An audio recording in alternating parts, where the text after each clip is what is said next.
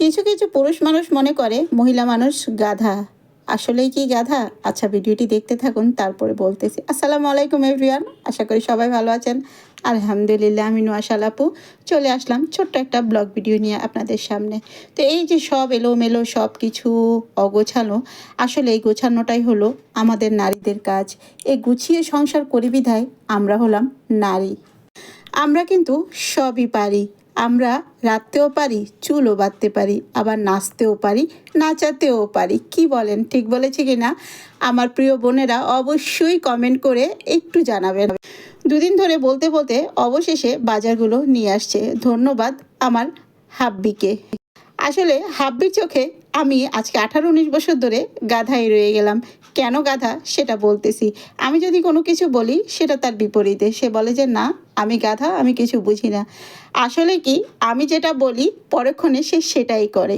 এই যে মাছের মাথাটা আমি আজকে ভাজতেছি, সে বলে আমার বুদ্ধি কম, তাই আমাকে মাছের মাথা খেতে হবে, মাছের মাথাটা আমাকেই সে খাওয়ায় বরাবরের মতো। কিন্তু আমিও চালাক আছি, মাছের মাথা আমি একা কেন খাবো? তাকে নিয়ে এবার থেকে খাবো, তাকেও খাওয়াবো, আমিও খাবো। কারণ আমি যদি গাধা হই, সে হবে দাদা। একজনকে না তো একজনকে এগিয়ে যেতে হবে। কি বলেন, আমি কি গাধা? আমি মোটেও গাধা না। কিভাবে খেতে হয় সেটার প্রসেসিংই আজকে আপনাদেরকে দেখিয়ে দিচ্ছি। আপনাদের যদি ঘরে এই সমস্যা থাকে, তাহলে আমার মতো এইভাবে রান্না করে খাইয়ে দিবেন, দেখবেন দিব্যি পেট ভরে ভাত খেয়ে নেবে। বিশ্বাস করেন, একটুও ভুল বলতেছি না। আজকে যে আমি মাছের মাথা দিয়ে টক রান্না করেছি, সত্যি খুব কিন্তু ভালো হয়েছে, অনেক মজা হয়েছে। আমার কর্তামশাই তো চেটে পুটে খেয়েছে, আলহামদুলিল্লাহ। আসলে আমি তার জন্যই রান্না করি।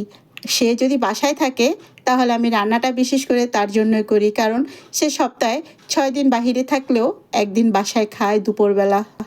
আর তার যেহেতু মা নেই, তাই চেষ্টা করি তার ছোটোখাটো আবদারগুলো পূরণ করার জন্য। তো চিন্তা করলাম আজকে মাছের মাথা দিয়ে আলু দিয়ে একটু টক রান্না করি। তো টমেটোতে তো আজকাল কোনো টক নেই, তো কী আর করব, অপশনাল হিসাবে একটুখানি তেঁতুলের ব্যবহার করেছি, যার জন্য আমার তরকারিটা আরও বেশি মজা হয়েছে। আর এভাবে একবার রান্না করে খাবেন, দেখবেন যে অনেক ভালো লাগে। রান্না করতেছি আর সে তো ক্ষুধায় তার চো চো করতেছে পেট, কিন্তু এদিকে আমি যে রোজা আছি তার একটুও খেয়াল নেই। রোজা রেখে যে রান্না করতেছি বেচারা, সেদিকে না দেখে আমাকে এক গাদা কথা শোনাইতেছে যে আজকে বাসায় আছি, অথচ আজকে আমার 4টা বাজে খেতে হবে। আচ্ছা বলেন তো, এই বন জঙ্গল কেটে যে আমরা রান্না করি, এটাই তো সবচেয়ে বড়, তাই না? আমরা যে এই অগোছানো এলোমেলো জিনিসগুলো, জঙ্গলগুলো, আমরা লতাপাতাগুলো কেটে কুটে গুছিয়ে গাছিয়ে সব কিছু রেডি করে তারপরে রান্না করি, আমাদের কষ্টটা কি পুরুষ মানুষ একটুও বুঝবে না? আসলে তারা যে নারীকে বলে গাধা, আসলে আমরা গাধা না, তারাই গাধা আমি মনে করি। কি বলেন? জীবনটা আমার চলেই গেল রান্না করতে করতে আর আপনাদের সাথে বক বক করতে করতে। আসলে আপনাদের সাথে ইদানিং আমার বক বক করতে ভালোই লাগে, তাই চিন্তা করছি যে না, এখন আপনাদের সাথে বক বক করবো, আপনাদের ভাইয়ার সাথে আর বক বক করবো না। যাক, রান্নাবাড়া শেষ করে তাকে কিন্তু খেতে দিয়েছি, সে কিন্তু চেটে পুটে খেয়েছে, আলহামদুলিল্লাহ। এদিকে আমিও ভাত নিয়ে বসেছি। তো সবাই ভালো থাকবেন, আল্লাহ হাফেজ।